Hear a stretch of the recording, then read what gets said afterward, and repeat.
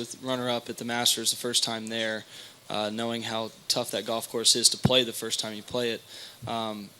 But given the fact that I was leading a golf tournament and not thinking about where I was or what it could mean at the end, which I didn't, it definitely left me stinging, and it definitely left me hungry and ready to play golf again, which I get to tomorrow, and ready to eventually get back there again.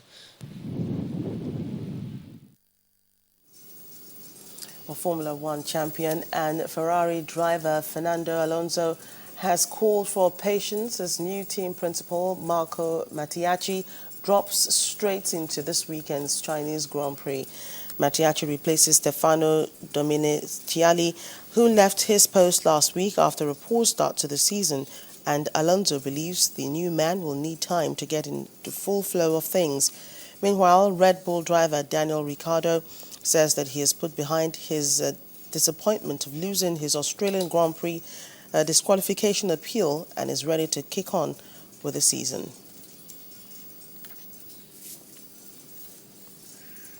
Well, that's it on Sports News. And Nishrak here. Thank you so much for joining us. I'm Cynthia Are. And I'm Joke Rogers. Please stay tuned for Question Time, and for our terrestrial viewers, Channels Beam is up next.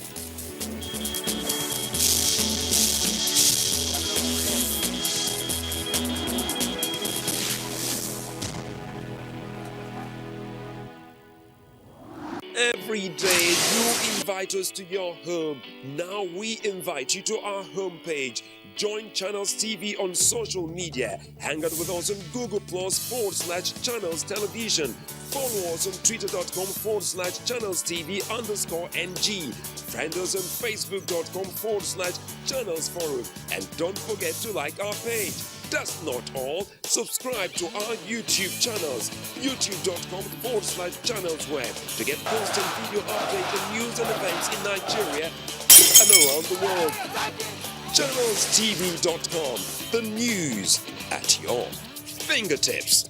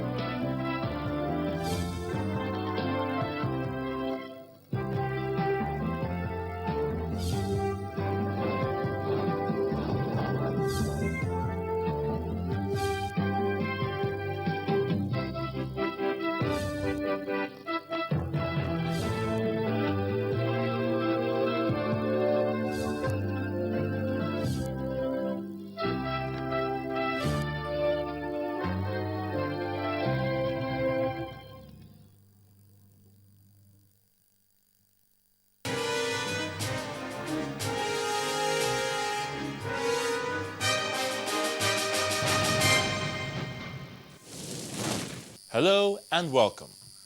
Nigeria, like many other countries of the world in the United Nations, is a signatory to the Universal Declaration of Human Rights, which was adopted and proclaimed by the UN General Assembly in December 1948 to promote the equal and inalienable rights of all members of the human family to serve as the foundation for freedom, justice, and peace of the world. In view of this recognition, Nigeria then went a step further to establish the National Human Rights Commission Act of 1995 as amended by the NHRC Act of 2010. The Commission serves as an extrajudicial mechanism for the enhancement for the enjoyment of human rights in the country. This week, we shall be speaking with Professor Chidi Odinkalu, who is the Chairman Governing Council of the NHRC, to tell us about the Commission, its numerous petitions that it receives, challenges, and of course some burning national issues. Has the establishment of the Commission really created an enabling environment for the promotion, protection, and enforcement of human rights? Is the NHRC an alternative to the courts in Nigeria? How about our human rights record presently? Is there any improvement, or do we still have a long way to go? Well, join me as we try to find answers to some of these questions with our guest, who is a lawyer and a human rights activist. I'm Ayatunde Balogun, and this is Question Time. Professor Chidad Kalu, you're welcome to Question Time. Thank you very much, Aya. How are you? Now, it's a great pleasure to have you with us this week, looking at the National Human Rights Commission, which you are the chairman of the Governing Council, that is. But let's start right away looking at the commission as it is presently. Established in 1995 via the NHRC Act, then amended sometime in 2010, if I'm correct. Yes, and I mean, looking at 1995 up to this date, I mean, how can you say, or how would you say that the Commission has been able to effectively pursue its mandate, making sure that Nigerians enjoy the benefits of human rights as it is? It's difficult to tell the story of the Commission without its history.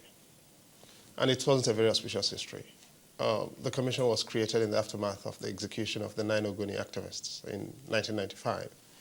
And the original brief, really, at the time of its creation was essentially to help launder the image of Nigeria that at that time was under a great deal of international pressure over the circumstances of those killings. And so the underlying narrative and the underlying challenge that the Commission faced was credibility.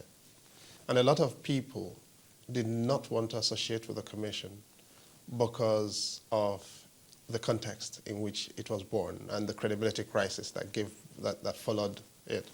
And so the first thing for me is a sense of gratitude to the people who actually were willing in those difficult days to nevertheless make some sacrifice to work to make sure that the Commission was done, or was created and subsisted.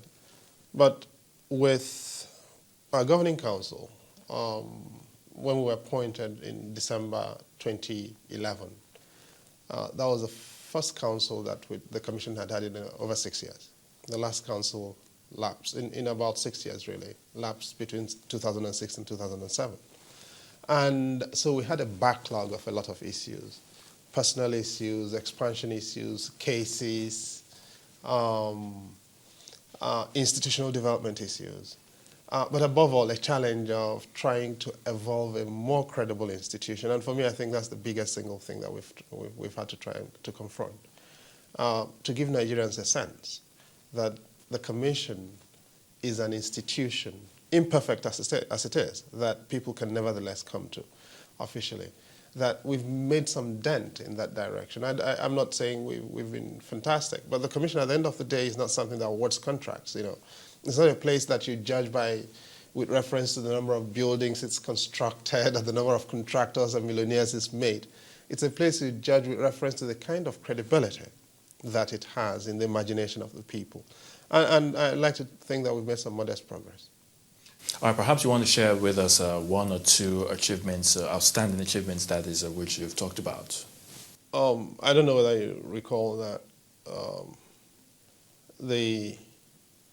in Abia State, for instance, the Abia State government had an issue with the what it called the backloading of staff in 2009-10, which was the retrenching of staff from, and the Commission has been involved in trying to advocate for the recall of those staff and affording them some remedies.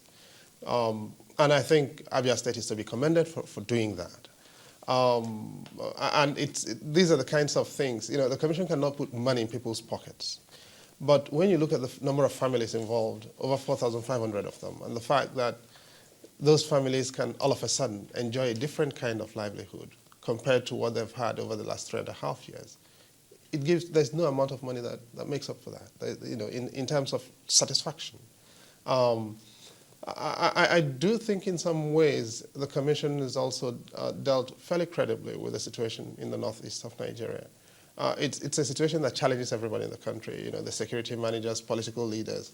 But I do think fundamentally also it's a human rights issue. But as a body that is responsible for the protection of human rights, the first thing you've got to do is have basic rules for how people approach you, for how you manage the things you do, and for how you dispose of the cases that people